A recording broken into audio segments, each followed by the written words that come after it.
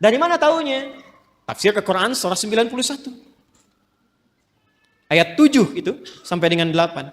Wa nafsin wa ma sawwaha. Dapat sawanya nih.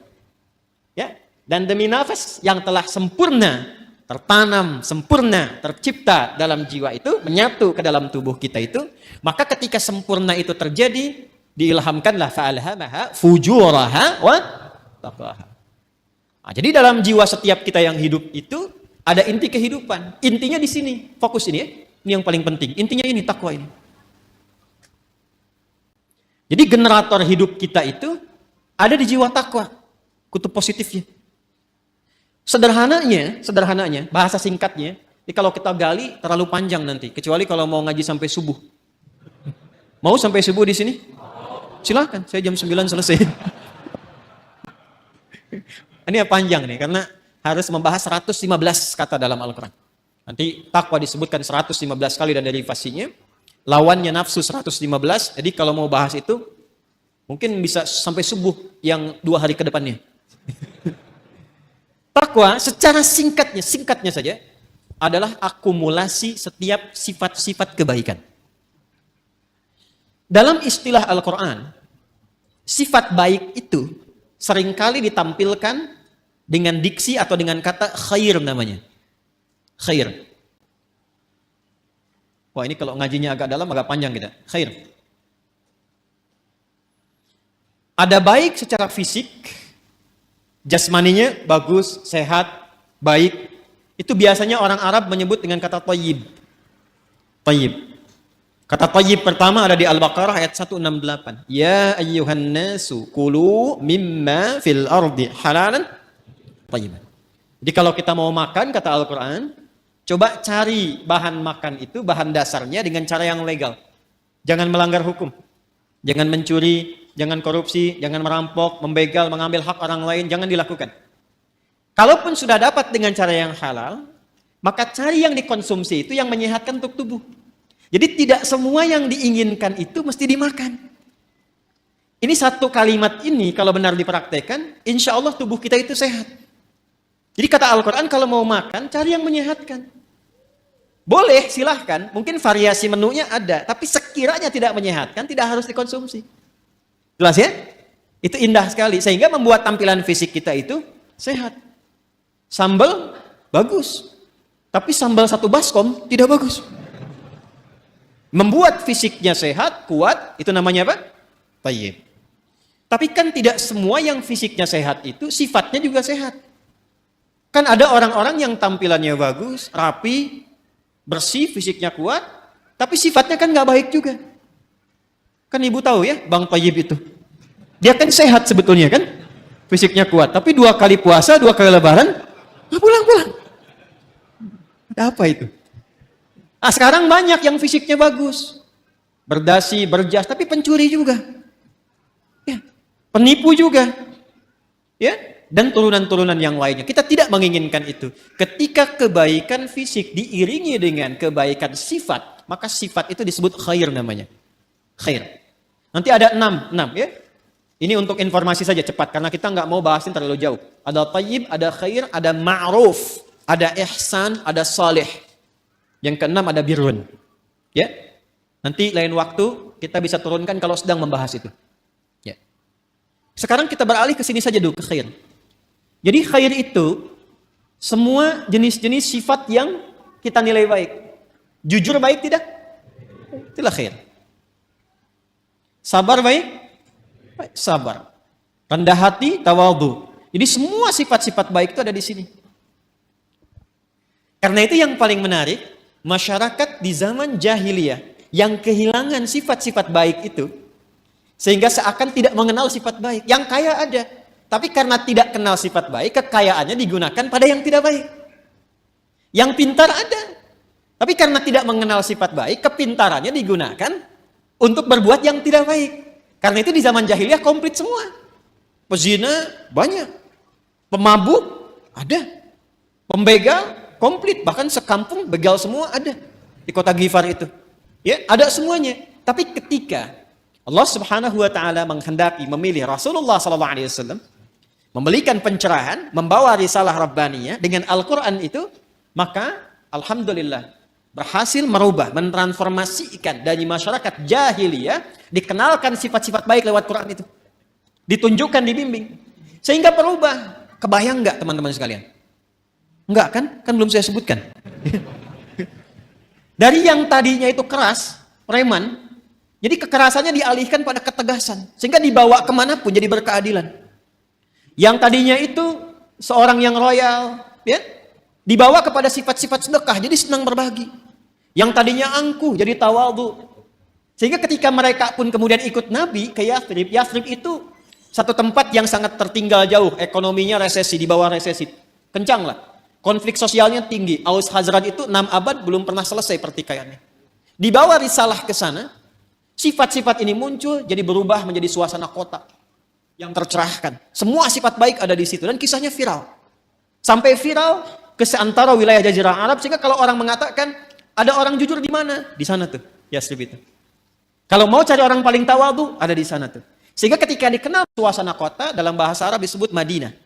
Yang tercerahkan penuh dengan cahaya munawwarah. Maka dikenallah sampai dengan sekarang Al-Madinah Al-Munawwarah. Maka dipersaksikan langsung oleh Allah Subhanahu wa taala perubahan itu dari kalangan-kalangan komunitas pada masa itu, berubah dari jahiliyah menjadi punya sifat-sifat baik. Umat yang punya sifat-sifat baik disebut khair ummah. Maka turunlah Quran surah ketiga Ali Imran ayat 110 untuk memberikan keterangan itu.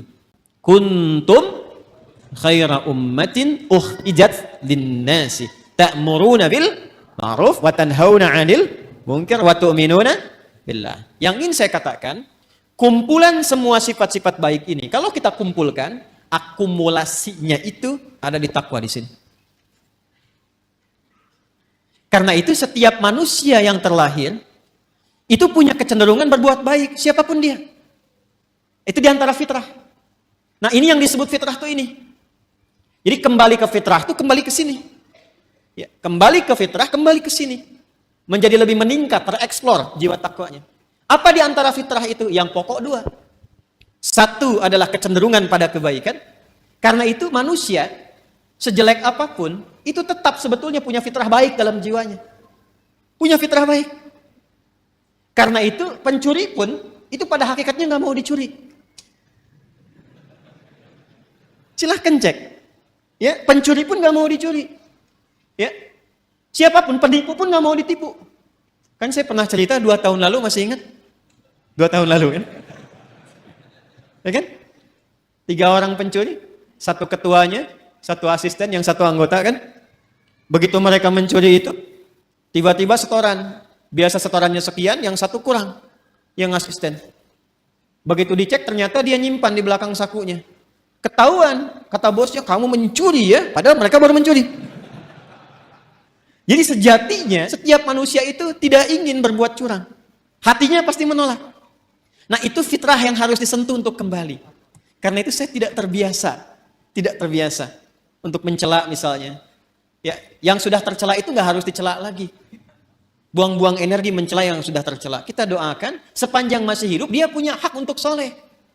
Orang salah itu, ingat ini ya, orang salah itu sepanjang masih berkehidupan tetap punya hak untuk soleh.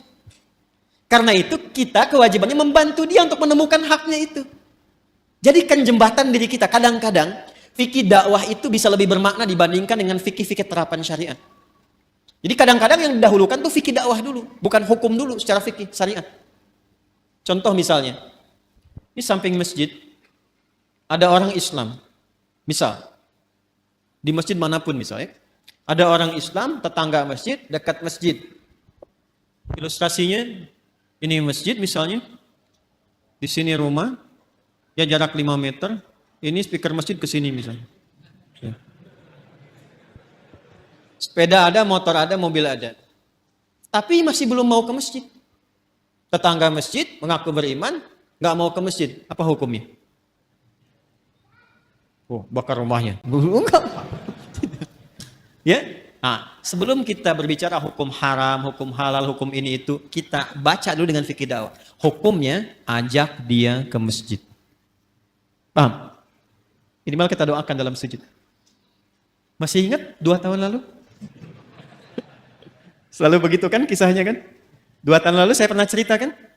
Ya, satu kali di satu tempat komplek bagus, tapi bukan di sini. Jangan khawatir warga di sini, bukan di sini. Sebelum saya ke sini. Ada cerita, Ustaz, komplek ini mewah bagus. Tapi warganya muslim belum senang ke masjid, sehingga safnya itu sedikit gitu. Oh begitu Pak, Masya Allah saya bilang. Sudah didoakan? Sudah ditengok? Belum. Kalau begitu begini Pak, besok Bapak beli buah. Habis subuh, libur, ya Sabtu, dari masjid bawa buah, mampir ke rumahnya dia. Yang muslim itu yang belum ke masjid. Nanti Bapak ke situ kalau dia tanya, Assalamualaikum, aja apa kabar? Bapak bilang, Waalaikumsalam warahmatullahi wabarakatuh. Dia, Bapak sehat, saya kira Bapak sakit. Nggak kelihatan di masjidnya ada buah gitu. Coba aja dulu. Itu alhamdulillah tuh. Pekan depannya, nambah jamaah itu. Pulang ke masjid. Kadang-kadang itu masih didahulukan deh. Itulah khair. Itulah khair. Jadi akumulasi dari setiap ini, khair itu membentuk karakteristik apa? Takwa. Nah ini mesti dioptimalkan. Karena kalau ini keluar, setiap kita insya Allah otomatis jadi orang baik. Ya, pasti dia orang baik tuh, insya Allah. Karena Allah yang jamin. Ini mesti dioptimalkan. Nah untuk menjadikan percepatan ini keluar, maka ada katalisnya. Belajar kimia ya? Ya. Kan ada ikatan-ikatan itu ya, termasuk yang mempercepat. Untuk mempercepat ini keluar, muncul. Ya, kalau mangga pengen cepat matang, dia apa? Dikarbit ya, bahasa sederhana dikarbit ya. Ini ada katalis supaya cepat keluar ini muncul, maka diciptakanlah lawannya. Lawan ini sejatinya bukan lawan kontra, tapi untuk memberikan stimulus supaya yang ini cepat keluar. Disebutlah fujur namanya. Maka setiap ditemukan sifat baik di sini jujur, maka akan ada lawannya di sini di fujur. Misal, di sini ada jujur, di sini pasti ada dusta. Anda sekuat apapun membuat kalimat, tidak ada dusta di antara kita, tetap dustanya ada. Karena ini bawaan untuk mempercepat ini keluar. Sabar di sini ada amarah. Tawadu, rendah hati di sini ada sombong. Ya.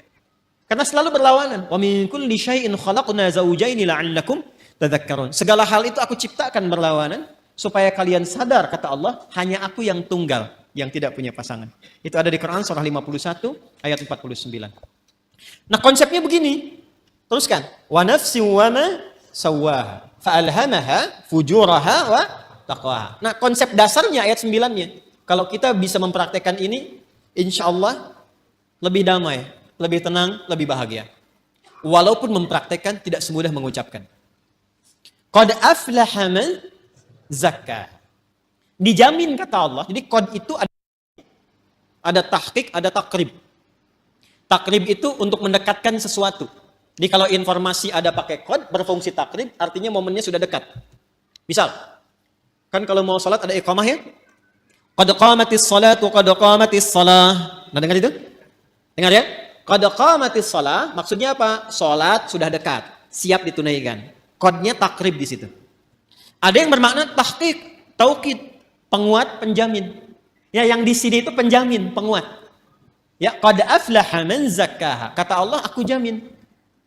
Orang akan mendapatkan atau cenderung lebih bahagia, lebih sukses, lebih nyaman hidupnya, zakkaha bila mampu menyucikannya. Ini mahal sekali kalimatnya. Teman-teman, ikhwan, ibu dan bapak, mencuci, tahu mencuci? Sudah pernah nyuci kan? Mencuci, misal mencuci pakaian, baju. Kalau ada orang mencuci baju, maaf, yang dibuang itu kotorannya atau bajunya? Kotorannya, yakin ya? Bukan bajunya kan? Oh ya. Jadi kotorannya. Supaya apa dicuci? Bersih. Apa lawannya bersih? Kotor. Masya Allah. Jadi kotor itu diciptakan oleh Allah bukan untuk menjadikan tampilan kita kotor, bukan. Tapi untuk menampakkan kebersihan. Sebab gak mungkin ada bersih kalau gak ada kotoran. Jadi filosofi kotor itu bukan untuk menjadikan kita menjadi kotor, bukan. Tapi supaya bersihnya tampak. Sebab kalau gak ada kotornya ngapain dicuci? Jelas ya? Nah, jadi ini poinnya. Jadi cara membacanya itu, ini kalimatnya tinggi. Makanya dibacanya nanti pakai isti'arah di balaghah. Membacanya tinggi sekali. Jadi mencuci itu bukan bermaksud menghilangkan jiwanya, bukan. Bukan menghilangkan pakaiannya, tapi ditampakkan lawannya ini supaya yang bersih muncul. Gelas bisa dilap, kapan dilap? Kalau kelihatan ada debunya. Wajah dilap-lap, kenapa? Karena ada kotoran yang tampak di wajah. Kalau nggak ada yang kotor, ngapain dilap? Jelas ya? Baik. Nah ini cara membacanya, terapkan ke sini. Amarah itu diciptakan bukan ingin menjadikan seseorang itu pemarah, bukan. Tapi supaya sabarnya muncul. Sebab kalau marah nggak diciptakan, bagaimana sabar bisa muncul? Tuh, kan? Di luar nggak tahu tuh. Ya, coba deh begini. Maaf ya, ibu nanti bu, suami pulang dari kantor ke rumah nih. Pokoknya nggak ada apa-apa, nggak ada hujan, nggak ada angin, nggak ada macam-macam, nggak ada permasalahan. Begitu buka pintu, assalamualaikum, ibu jawab waalaikumsalam, ibu langsung bilang, sabar ya pak, sabar gitu. Kira-kira respon pertama apa yang akan ditampilkan oleh suami? Mama sehat. Nggak mungkin kan itu muncul, kecuali ada amarah dulu, baru sabar muncul. Jadi ternyata sabar itu bisa muncul kalau amarahnya sudah keluar. Maka cara memandang setiap persoalan itu paling gampangnya, ingat ya, tadi saya katakan mudah diucapkan, tapi juga tidak mudah untuk dipraktekkan, perlu berlatih. Ketika ada sesuatu yang tidak disukai, cepat cari lawan yang disukai. Karena fujur itu ditampilkan supaya takwanya muncul. Jadi kalau sekiranya Anda melihat berita, mendengar misalnya, ya, ada yang berdusta, tandanya kita harus jujur. Ada yang sombong, tandanya kita harus rendah hati. Ada yang cemberut, lawan cemberut apa? Senyum. Ada yang menangis, lawan menangis apa? Ibu pulang ke rumah, datang suami. Suami lihat istri sedang cemberut. Ya kan? Waalaikum. Ini ada gelang baru 1 kilo. Biasa. Tapi kan ini nggak mudah. Apalagi kalau ada persoalan-persoalan hikmah. Kadang-kadang nggak seperti itu pula. Tapi ini standarnya. Jadi yang saya ingin katakan adalah, itu di takwa semua sifat baik. Yang fujur itu katalis, stimulusnya supaya cepat naik. Persoalannya apa? Persoalannya, kalau fungsinya itu tidak sesuai seperti yang Allah tetapkan. Jadi keluar dari fungsi. Nah ini yang diinginkan oleh setan. Setan itu sejak mula dia mengajukan proposal untuk menggoda anak cucu Adam dan ikut turun ke bumi, dia sudah mengajukan permohonan kepada Allah untuk menggoda, memanfaatkan sifat fujur supaya dia berdiri sendiri, bocor, keluar punya jalur sendiri. Yang seharusnya mensupport takwa muncul, dibikin bocoran di sifat fujur itu supaya keluar sendiri punya jalur. Itu ada di Quran surah keempat An-Nisa ayat 118. Ya. La'anahullah. Kemudian dia berkata, "Qala la attakhidanna min 'ibadika nasiban mafruḍa." Coba Pak, lihat. Nanti kalau ngaji lagi bawa mushaf ya. Ya, Quran surah keempat ayat 118. Paling kanan tuh agak ke bawah. Setan dilaknat oleh Allah, lantas dia mengajukan permohonan. Ya Allah, perkenankan aku. Ya, berikan aku kesempatan untuk membuktikan aku lebih hebat dibandingkan dengan Adam, katanya. Selalu begitu. Caranya bagaimana? Aku ingin menggoda, memberikan sebuah jalan baru secara halus supaya satu bagian dari 2 bagian fitrah manusia itu, ya, aku berikan jalur sendiri supaya keluar. Dan dari situ muncul kemudian maksiat, keluar bergeser. Bergeser dari jalur yang benar itu disebut dengan fusuk, ya, pelanggarannya disebut dengan asa, sifatnya disebut dengan maksiat. Maka dibuatlah oleh setan itu sebuah jalur baru, ya, dengan cara yang halus, seakan-akan tak terasa, kayak air meresap tiba-tiba basah, gitu. Dalam bahasa Arab disebut dengan was-was. Maka dia masuk dari jalur ini, dari atas, sudur. Alladzi yuwaswisu fi, masuk lewat sini, menghembuskan penyakit ke kolbu juga, ya. Kemudian tembus ke sini ke nafas, jalurnya ke sini ke fujur. Perhatikan, fokus baik-baik. Yang seharusnya bersifat begini menjadi katalis, dibikin jalur sendiri keluar ke sini. Sehingga apa? Ini amarah yang seharusnya mensupport sabar, dia keluar sendiri ke sini. Ya, kalau bahasa apa Rusianya tuh ujuk-ujuk ya. Yuk. Ujuk-ujuk marah aja gitu, ya. Ini ke sini nih. Jadi ini keluar nih. Jadi kalau dia keluar sendiri, Akhirnya menjadi sifat mandiri yang jelek, yang buruk, ya, yang buruk. Sesuatu yang buruk itu dalam bahasa Arab disebut dengan su namanya. Apa? Su. Jadi ini mandiri dikeluar nih, dusta keluar sendiri, amarah keluar sendiri. Maka dia keluar dari fujur ini kepada nafas. Keluarlah dari sini ini su. Jadi setan memberikan was-was, memerintahkan tuh amar. Ya, kalau memerintahkan kepada sifat amarah berkali-kali terus begitu. Maka muncullah Quran surah ke-12 Yusuf ayat 53. Tadi Anda tuliskan. Ya. Untuk menggambarkan itu, wa ma ubarni'u nafsi innan nafsa la ammaratum bisu illa ma rahima rabbi. Aku nggak bisa menilai diriku itu orang suci. Fala tuzakku anfusakum. Jangan menilai diri kita suci, tidak. Sepanjang masih hidup akan selalu ada peluang setan menggoda dan membocorkan sifat fujur ini. Sehingga keluarlah perbuatan su dari nafas. Kita menyingkatnya karena nafas asalnya netral, nafas itu netral. Tapi ketika yang keluar su, kita sering satukan nafas dengan su, jadi nafsu. Oh. Ini kan bahasa kita saja ini. Asalnya begitu. Padahal nafas itu netral tadinya. Ya, nafsu itu netral. Cuma kenapa menjadi negatif? Karena ini yang dimaksudkan. Su keluar dari sinilah, ammaratun bisu. Keluarnya dari sini. Ini yang menjadikan kadang-kadang manusia alih-alih dia jujur, kemudian dia berdusta. Alih-alih dia tawadhu, kemudian dia sombong. Penyebabnya itu. Ya, penyebabnya itu. Ini yang menjadikan dalam jiwa kita selalu ada pergolakan. Ya, selalu ada pergolakan, nggak pernah berhenti, nggak pernah selesai. Ini pun Anda keluar dari sini, itu nggak selamanya langsung pada satu tujuan. Pasti akan bergolak dulu nih. Ya, ini masih macet, tar aja dulu sini dulu gitu kan. Aduh cepat pulang, gini, macam-macam tuh. Ya, akan ada selalu seperti itu. Nah, sesuatu yang bergolak, tidak pernah tenang pada satu keadaan, itu bahasa Arabnya disebut dengan kolbun. Dari kata kolubah yaqlabu. Sesuatu yang senantiasa bergolak. Karena itu tempat bernaungnya nafas disebut dengan kolbu. Untuk memberikan kesan bahwa di dalamnya selalu ada pertarungan antara nilai-nilai kebaikan diakumulasi oleh takwa dengan bisikan-bisikan setan yang membuat fujur itu mandiri untuk keluar. Apakah Allah membiarkan begitu saja? Tidak. Allah punya sifat Rahman, punya sifat Rahim, dan rahmat Allah kepada hambanya itu tidak bisa dinilai. Saking luasnya. Saking luasnya. Maka saking sayangnya Allah kepada kita, ditetapkanlah dua hal. Dan ini yang betul-betul kita jaga. Betul-betul kita jaga. Untuk bisa mengoptimalkan takwa ini, sekaligus menekan supaya fujurnya tetap ada fungsinya.